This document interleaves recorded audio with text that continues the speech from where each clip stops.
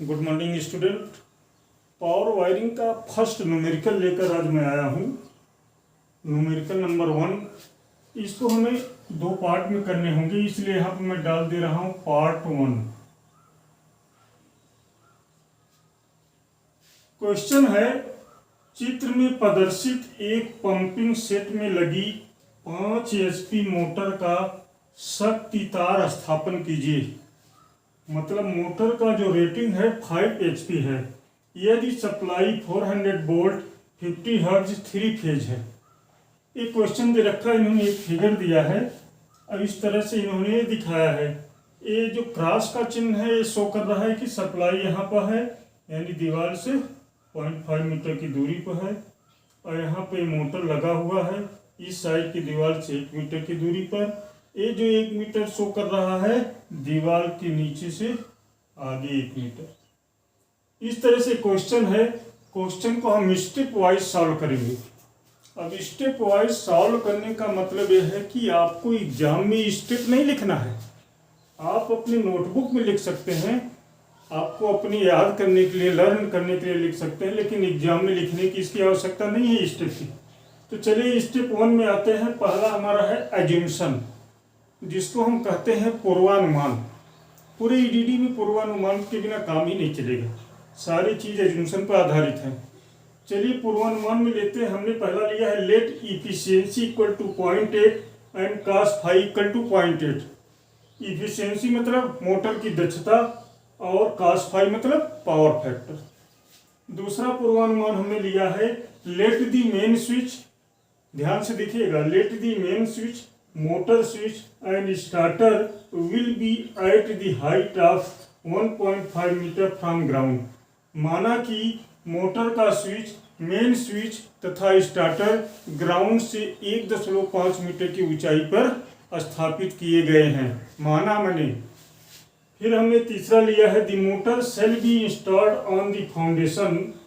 Motor नींव पर स्थापित होगा at the height of 0.5 metre from the ground. Ground से यानी पृथ्वी की सतह से 0.5 मीटर ऊपर एक फाउंडेशन पर इसको मोटर को इंस्टॉल किया जाएगा। इसीलिए चीज़ों को मैं हिंदी में बताने की आपको कोशिश कर रहा हूँ। यहाँ दूसरे स्टेप का कहना है कि मोटर को जमीन से 0.5 मीटर ऊपर नींव पर स्थापित किया जाएगा। वायरिंग के रोल में आपने देखा था 50 सेंटीमीटर दिया था कम से कम हाइट होनी चाहिए मोटर की, वही 0.5 मीटर मैंने यहाँ लिया है। फिर आते हैं DOL starter will be use for motor up to 5 HP। Power wiring के रूल में, जनरल रूल में मैंने बताया था कि 5 HP तक के मोटर्स के लिए हम डोल स्टार्टर का यूज करते हैं, डायरेक्ट ऑनलाइन स्टार्टर। इस तरह से हमारा एज्यूम्शन कंप्लीट होता है। एज्यूम्शन के पॉइंट्स और भी बहुत दिए जा सकते हैं, लेकिन जो इम्पोर्टेंट पॉइंट्स है वो मैंने यहाँ पर दिया है। तो स्टेप 2 में आते हैं। पहला काम है calculation of full load and effective current. Full load current and effective current, मैंने आपको पहले ही बताया था कि full load current, effective current को हम स्टार्टिंग करंट भी कहते हैं। और मैंने आपको बताया था कि स्टार्टिंग करंट जो होता है, फुल लोड करंट, जो फुल लोड करंट होता है वो हमारा मोटर के स्विच को या मोटर के मेन स्विच को निर्धारित नहीं कर सकता, क्योंकि मोटर स्टार्टिंग के समय, स्टार्ट होते समय फुल लोड करंट का करीब 1.5 गुना ज़्यादा करंट रहता है, जैसा कि यहाँ पर पावर वायरिंग में बताया गया है। तो यहाँ पर हम देखते हैं IF यानी फुल लोड करंट निकालते हैं। तो HP रेटिंग, मोटर का चूंकि रेटिंग HP में दिया रहता है, HP rating upon √3 into efficiency into V into cos phi. तो HP को हमें वोल्ट वाट में चेंज करना है, तो 5 HP इंटू 735.5 का मैंने उसमें मल्टीप्लिकेशन कर दिया। ये जो वैल्यू आएगा यहाँ पर वाट में आ जाएगा। फिर बाकी ये वैल्यू हमने रख दिया, तो IF यानी I फुल लोड का करंट मिल गया। अब IE का मतलब है इफेक्टिव करंट, जिसे हम कहते हैं स्टार्टिंग करंट। इसे आप IS भी लिख सकते हैं। IE equal to IS equal to 1.5 times of full load current. तो फुल लोड करंट में हमने 1.5 का गुणा किया, तो IE का वैल्यू आ गया 11.31 एम्पियर। इस तरह से हमें इफेक्टिव करंट मिल गया और हमें इफेक्टिव करंट से ही बाकी काम यहाँ पर करना है। नेक्स्ट स्टेप में आते हैं size of cable. Size of cable भी हम on the basis of effective current, हम यहाँ पर करंट कैरिंग कैपेसिटी जो है इफेक्टिव करंट को ही मानेंगे। तो यहाँ पर 2.5 mm² आया केबल की साइज फ्रॉम टेबल। टेबल आपके पास है। ओके, नेक्स्ट स्टेप में आते हैं step 4, size of main switch. Main switch की साइज मैंने आपको बताया था 15 एम्पियर, 30 एम्पियर, 60 एम्पियर, 100 एम्पियर और 200 एम्पियर।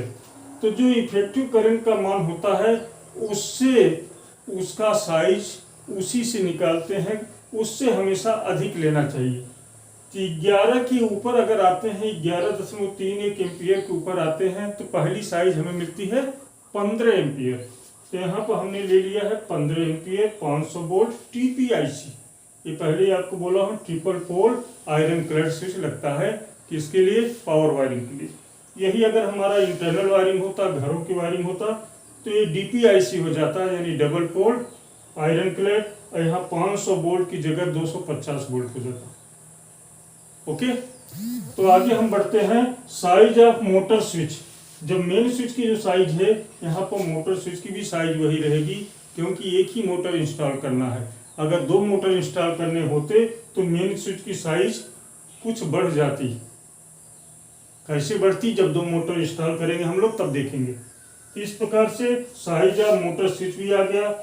अब यहाँ पर दे रहा है, हमने नोट दिया है, क्योंकि आपने कहा है कि डिस्ट्रीब्यूशन बोर्ड, तो सर लिस्ट में आप डाले थे, डिस्ट्रीब्यूशन बोर्ड क्यों नहीं लगा? हमने यहाँ पर नोट में लिखा है कि distribution board is not applicable because there are 1 motor installation.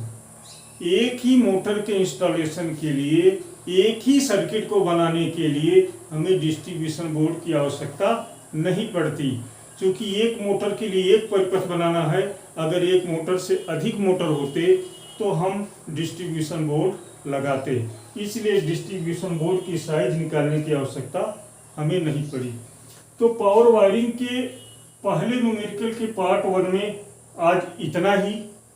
आपको ध्यान से एक एक पार्ट को देखना है, फिर सेकंड पार्ट में इसके हम अगले स्टेप लेकर आएंगे, ताकि आपके कॉन्सेप्ट क्लियर हो। और आपको यह बता देना चाहता हूं कि यह एग्जाम में 20 से 30 नंबर तक का आता है।